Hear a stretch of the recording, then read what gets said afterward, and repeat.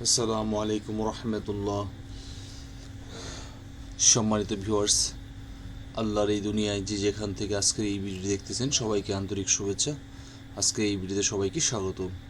তো আজকের ভিডিও হচ্ছে বেসরকারি শিক্ষা প্রতিষ্ঠান প্রদান নিয়োগে আবেদনকারীদের টাকা ফেরতের নির্দেশ। এটা 25 তারিখে এটার প্রতিবেদনটি প্রকাশ করার জন্য বিস্তারিত জেনে নেই। এর আগে প্রতিষ্ঠান প্রদান ও সহপ্রদান নিয়োগ পরীক্ষার জন্য 13,559টি শূন্যপদের বিপরীতে আবেদন করেন 86,445 জন প্রার্থী। কিন্তু পরে শিক্ষা মন্ত্রণালয় এমপিও নীতিমালায় 18 বছর শিক্ষাগত যোগ্যতার শর্ত যুক্ত করে পরিপত্র জারি করে। বেসরকারি শিক্ষক নিবন্ধন ও প্রত্যয়ন কর্তৃপক্ষের এনটিআরসি প্রতিষ্ঠান প্রদান ও সহপ্রদান নিয়োগ পরীক্ষায় বিজ্ঞপ্তি সংশোধন হওয়ার আগের 86,445 জন আবেদনকারীরা ফি বাবদ দেয়া টাকা ফেরত পাচ্ছেন।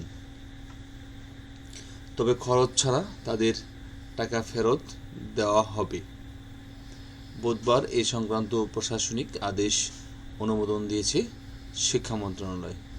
এর আগে প্রতিষ্ঠান প্রদান ও সহপ্রদান নিয়োগ পরীক্ষার জন্য 13,559টি শূন্যপদের বিপরীতে আবেদন করেন 86,445 জন প্রার্থী। কিন্তু পরে শিক্ষা মন্ত্রণালয় এমপিও নীতিমালা 18 বছর শিক্ষাগত যোগ্যতা শর্তযুক্ত করে পরিপত্র জারি করে। ফলে পরীক্ষার জন্য ফের আজ বুধবার সংশোধিত বিজ্ঞপ্তি প্রকাশ করে। এর জন্য আগের বিজ্ঞপ্তি বাতিল হয়ে যায়।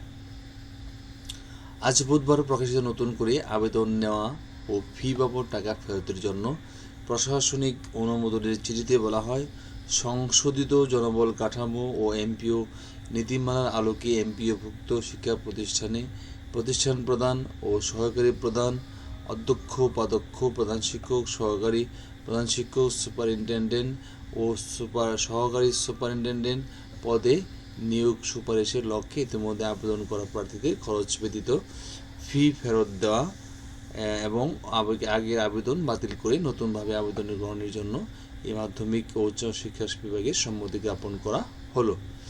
এমন পরিস্থিতিতে এ বিষয়ে প্রয়োজনীয় ব্যবস্থা নেওয়ার জন্য বলা হলো। তো আশা করি বুঝতে পেরেছেন। আজকে ভিডিও পর্যন্তই। ভালো থাকবেন সবাই। আল্লাহ হাফিজ। আসসালামু আলাইকুম রহমতুল্লাহি ওয়া বারাকাতুহু।